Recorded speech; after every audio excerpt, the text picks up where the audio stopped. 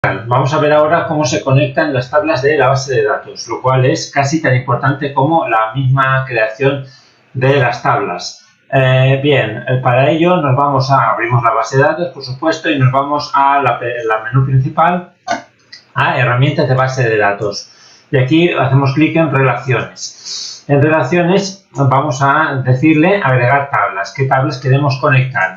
De momento vamos a conectar solo dos, entre ellas, y las demás las vais a hacer de acuerdo con las mismas instrucciones que voy a dar para conectar estas dos. Vamos a conectar, por ejemplo, pues alquileres, hago doble clic en alquileres y se me añade. Y, por ejemplo, clientes, ¿vale? Doble clic. He cogido estas dos porque hay una relación, porque podemos conectarlas, dado que existe un campo común entre clientes y alquileres. Es decir, aquí en alquileres tenemos el campo principal, que es el alquiler, que numera cada alquiler con un número único, pero luego tenemos el cliente que nos ha hecho el alquiler. Entonces, este campo y este campo son el mismo campo, de hecho, solo que, así como en la tabla clientes, cada cliente aparece una sola vez, en alquileres, lógicamente, puede aparecer múltiples veces, porque un mismo cliente puede hacer muchos alquileres. ¿Cómo conecto las tablas? Bueno, pues para poder conectar estas dos tablas es necesario, como os he dicho, que haya un campo común a las dos. Ese campo en una de las tablas ha de ser el campo principal. Fijaos cómo aquí a la izquierda de ir cliente aparece un símbolo de llave que nos dice que es el campo clave. Y aquí, en cambio, el campo ir cliente, como campo común, es un campo secundario, no tiene la llave. Eso significa que aquí el cliente solo aparecerá una vez cada uno, y aquí puede aparecer numerosas veces. Entonces, ¿cómo lo conectamos? Hacemos clic en el campo principal de clientes y lo arrastramos sobre el campo secundario y cliente en alquileres, es decir, sobre el mismo campo. Soltamos y aquí nos aseguramos de que el campo de cliente, el primero es de la tabla clientes y el segundo es de alquileres. Y ahora es muy importante que activemos estas tres casillas. ¿Para qué? Pues para asegurarnos que existe coherencia en los datos de la base de datos. Eso significa que, por ejemplo, no podremos introducir un alquiler realizado por un cliente que no hemos introducido previamente en la tabla clientes. No podemos poner que el número de clientes es el 48 si no hay 48 clientes en la tabla de clientes. Eso significa exigir integridad referencial. Y por otro lado, actualizar en cascada y eliminar en cascada significa que las modificaciones que hagamos en clientes también tienen que repercutir en la tabla que esté conectada con él, con clientes. Es decir, si por ejemplo eliminamos de aquí un cliente, los alquileres realizados por ese cliente también van a desaparecer de la tabla alquileres.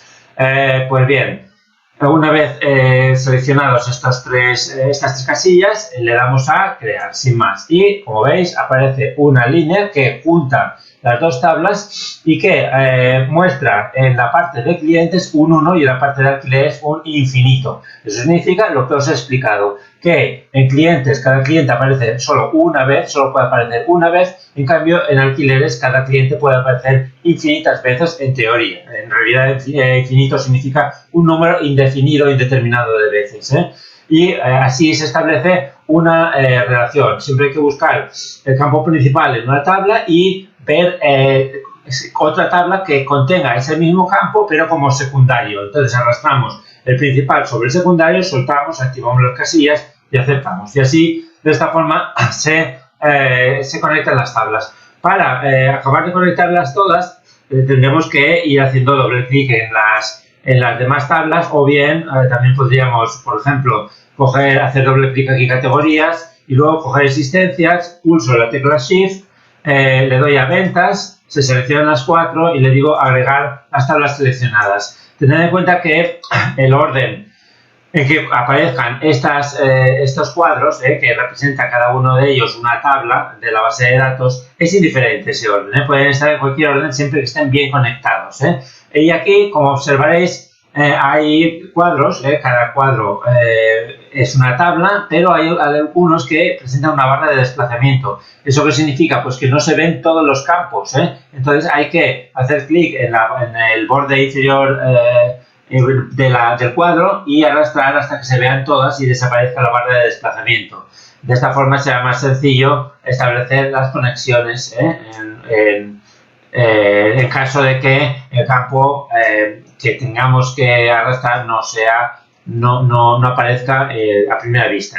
Bueno, y con eso creo que os he explicado ya todo lo que correspondía. Ya aquí se trata de que trabajéis un poquito y busquéis el campo principal y el campo secundario en otra tabla. De todas formas, en la tarea ya os aparece el cuadro de relaciones y cómo han de estar conectadas todas ellas entre sí. Así que simplemente estudiarlo un poquito y ir haciendo las relaciones hasta que os quede como en esa captura de pantalla. Venga, hasta el próximo vídeo.